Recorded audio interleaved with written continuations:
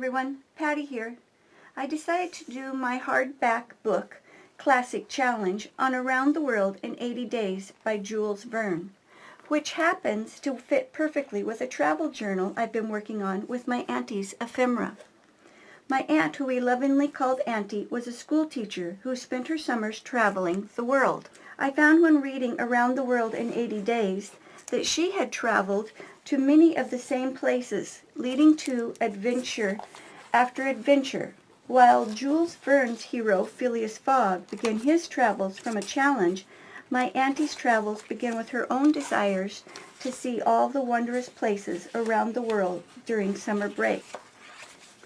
She blocks out the summer breaks to give her time to travel, which coincides with our book, as she has the 3 months off for summer, which works perfectly with the 80 days to make the trip around the world. Planning out the itinerary and where she was staying was vital to achieving the world travel in 80 days, plus highlighting the places she wanted to go and see. Needing to travel light, she didn't have to pay extra for luggage, so more planning is done, making sure not to forget her passport, visa, papers, and Bradshaw Continental Railway Steam Transit and General Guide.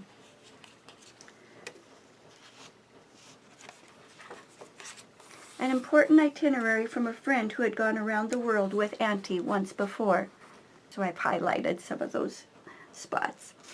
Among the many passengers, she meets the captain of the ship. During the next 9 days, they spend many charming dinners and romantic evenings together, touring the travel liner as they watch the moon set over the Atlantic Ocean.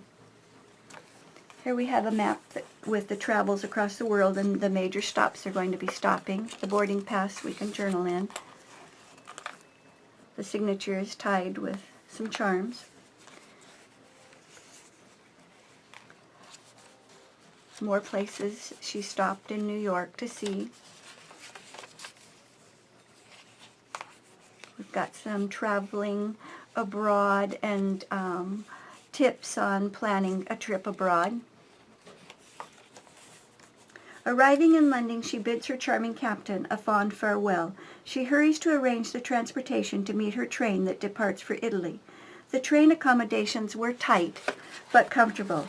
Eating in the dining car while watching the surrounding landscape pass by, filling her with emotions of the adventures that lie ahead, but also leaving her with a sense of longing from departing from her newfound captain, who had brought back emotions she hadn't felt in a very long time. As the train arrives in Italy, she has arranged for a local guide to pick her up and take her to the travel liner that will begin her next leg of the journey from Italy to Egypt. The ship is much smaller from the travel liner.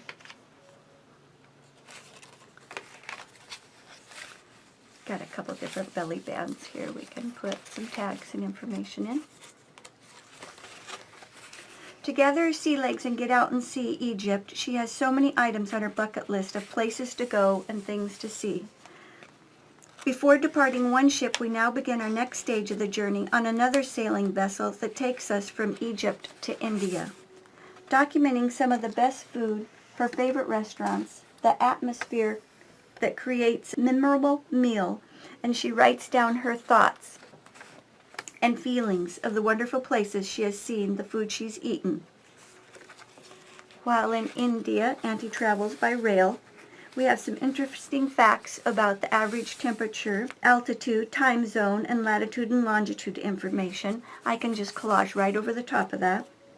She saves ephemera from all of the hotels and palaces she visited while traveling through India. After reaching India, she takes a train from Bombay to Calcutta. Auntie learns that the Daily Telegraph article was wrong.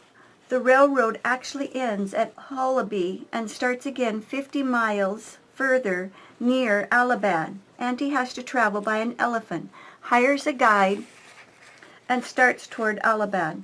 12 hours are lost by traveling by elephant. She has her itinerary all laid out for the cruise. On the cruise, they play several different games.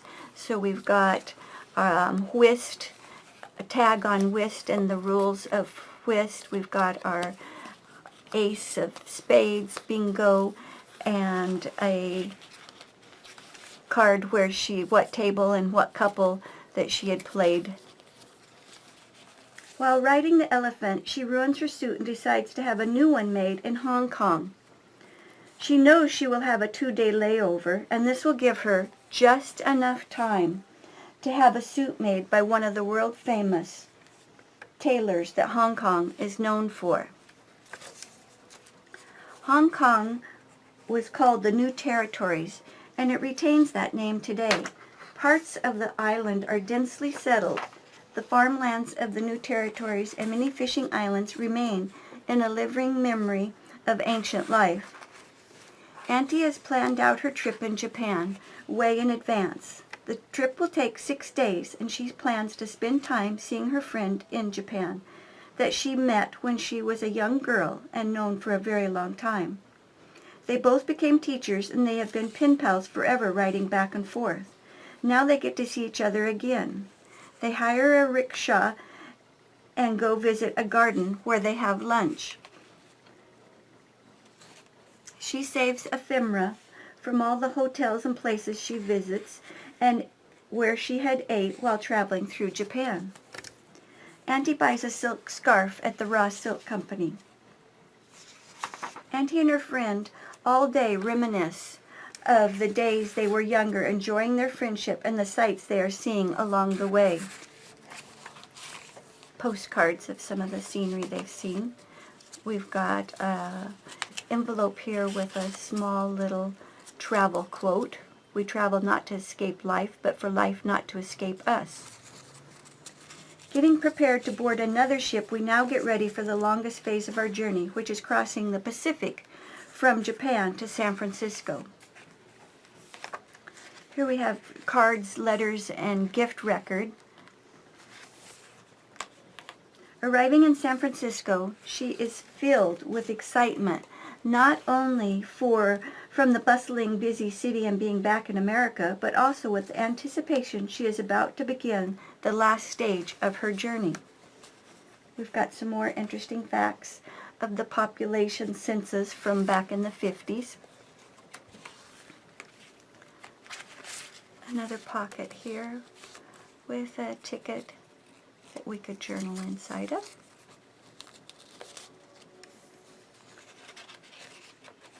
Departing on the train, Auntie begins the last 7 days of her trip by visiting relatives in Washington State. The wide open range with the fowl and wildlife seen on the way to Washington State. Of all the places around the world she had visited, she longed to visit the state because her relatives lived there. She was very impressed by all the natural beauty the state offered. Being able to visit the ocean, the desert, the Olympic Peninsula, an active volcano, Mount St. Helens, to the truly spectacular sight of Mount Rainier. Here we've got famous waterfalls and parks of the USA. As the train entered the flat prairie land of Wyoming, we entered Yellowstone Park, and it was easy to see why it was preserved as a national park. From the beautiful natural terrain, we witnessed the mountain views offering glimpses of wildlife from antelope to buffalo. Our rail turned slightly north as we headed to Chicago. When we entered the windy city of Chicago, for a city in the Midwest, it almost rivaled the sight and size of New York itself. Passing through at night, it seemed as the lights of the city lasted for a better part of an hour. This would be the last city of any size until we reached the outskirts of New York City. Arriving in New York City, Auntie is filled with so many emotions. Yes, she's about to finish her summer travel around the world in 80 days. The thoughts of her captain she had met, all of her adventures, all of these thoughts raced through her head.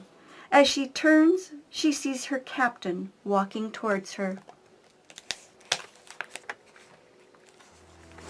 Thank you for listening.